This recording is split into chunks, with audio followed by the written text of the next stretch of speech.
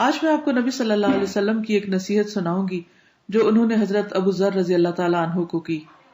اس میں ہمارے سیکھنے کی بہت سی باتیں ہیں. مشکات میں ایک حدیث ہے. ابو ذر رضی اللہ عنہ نے عرض کیا، یا رسول اللہ صلی اللہ علیہ وسلم، مجھے کوئی نصیحت فرمائیے. آپ نے فرمایا، میں تجھے اللہ کا تقوی اختیار کرنے کی نصیحت کرتا ہوں، کیونکہ اللہ سے ڈرتے رہنا تیرے دینی اور دنیاوی کاموں کی خوبصورتی اور آرائش کا باعث ہوگا. میں نے عرض کیا، کچھ اور فرمائیے. آپ نے فرمایا، قرآن مجید کی تلاوت اور اللہ کے ذکر کو اپنے لیے ضروری قرار دے، اس لیے کہ وہ اللہ تعالیٰ کا ذکر آسمان میں تیرے ذکر کا موجب ہوگا اور زمین پر وہ نور معرفت کا باعث ہوگا. میں نے عرض کیا، کچھ اور بتائیے. آپ نے فرمایا، طویل خاموشی اختیار کر، اس لیے کہ خاموشی شیطان کو رسوا کرتی ہے اور امر دین میں تیری مددگار ہے. میں نے عرض کیا، کچھ اور فرمائیے. آپ نے فرمایا، اپنے آپ کو زیادہ ہنسنے سے بچا، اس لیے کہ زیادہ ہنسنا دل کو مردہ کر دیتا ہے اور چہرے کی شگفتگی کو زائل کر دیتا ہے.